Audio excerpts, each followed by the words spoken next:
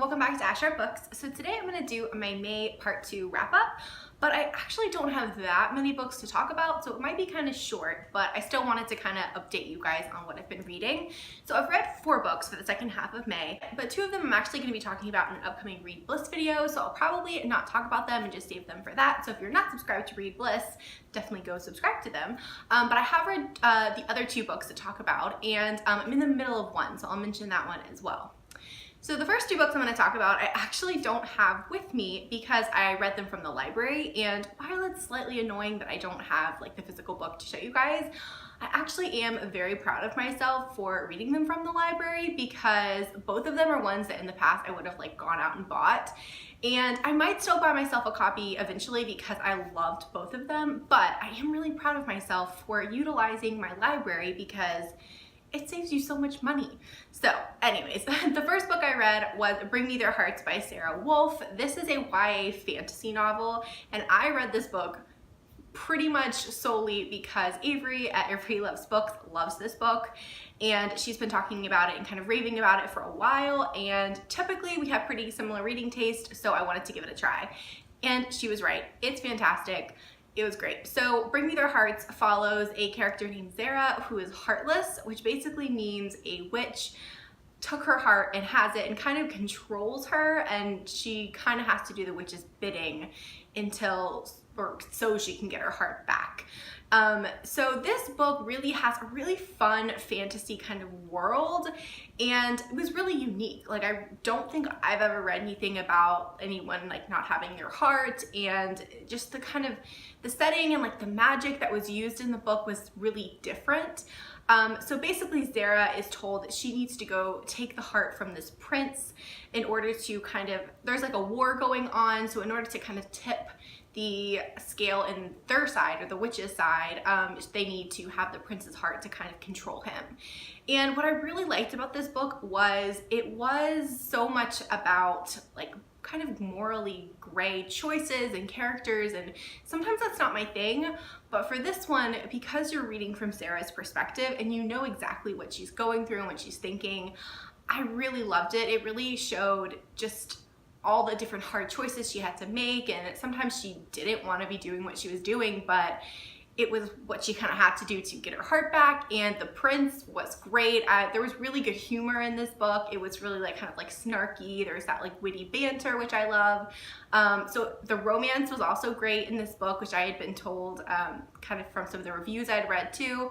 So if you're looking for a new YA fantasy book, I really recommend Bring Me Their Hearts. It was great, and it left on such a cliffhanger that I'm dying for the next book, which I think is coming out in November, and I'm already like really excited for it. So definitely check that one out. The second book I finished this month was The Austen Playbook by Lucy Parker. This is one that I probably will go buy myself a copy of eventually because it was so good.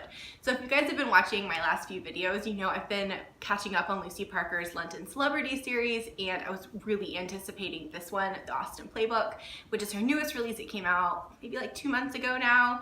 I was not disappointed. I was kind of scared my expectations were going to be too high, but it wasn't. I gave it 5 stars. Whew, it was good. So this book, The Austen Playbook, basically is about our character Freddie, who is an actor on the London stage. She's from a family that's very well known, and she's very well known for how kind of good of an actor she is on the stage. She's been acting since she was really young, and her family, like her grandmother and her father, were both actors and very well known.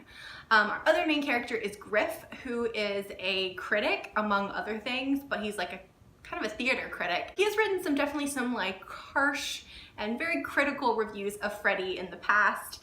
And Freddie's kind of at this point in her career where her father, who's her manager, really wants her to be taking all these very serious, like highbrow plays, and she, while she is good in them, it's just not what she wants anymore, and she really prefers the more lighthearted things, you know, musicals, things like that bring people like joy and happiness. So she's kind of at this crossroads where she's trying to figure out what she wants to do. Basically, she can be a part of this project where basically it's going to be a kind of like live televised event where they take the characters from Jane Austen novels and put them into kind of like a murder mystery play. So this whole book, also really a large part of it, takes place at a country estate. So you've got that element to it, which if you're a historical fan, is one of my favorites. Like, taking a bunch of characters into an old country house is a recipe for a good book. And then Griff and Freddie just could not be more different at the start. I saw a bunch of people in the reviews were talking about that this book really was like a Hufflepuff and a Slytherin, and that's mentioned in the book because Freddie's a huge Harry Potter fan, and it's so true. Like, she is definitely the Hufflepuff and he is for sure the Slytherin. So if that is your thing, like, this book will be right up your street. It's definitely like I don't know if it's like hate to love, but definitely like a I don't like you to love. And there were just so many other tropes in here. There's a bit of a mystery going on. There's like family drama. This book had everything I wanted. The romance was so good. I loved it. I actually listened to the audiobook for this one, and I really, really enjoyed it. The narrator was great.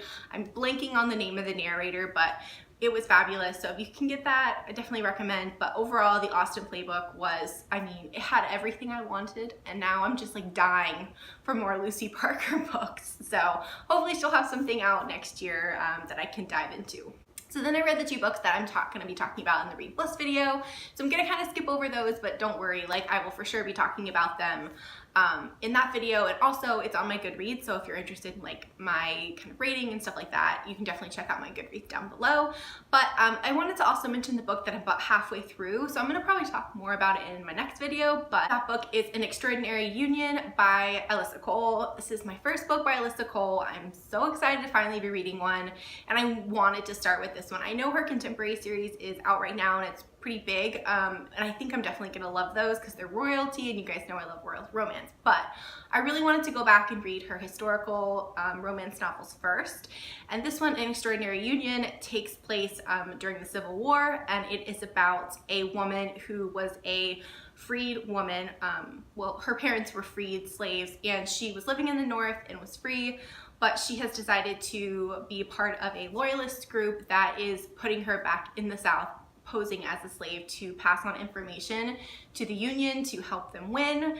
And her kind of like love interest is a spy for the Pinkertons, and I am all about this. This era just really fascinates me, and so far it's such a good book, but it's so heartbreaking to read. I mean, it's definitely one I'm kind of reading in smaller pieces than I normally would, just because I mean, anytime you're reading about the Civil War in the South and with slavery and all these really hard topics, it's not something that's very as lighthearted as a lot of romances, and I kind of knew that going in, but her writing is fabulous, her characters are fabulous, and so I just wanted to mention that I am reading that about halfway through, and I will for sure be giving more info in my next wrap up.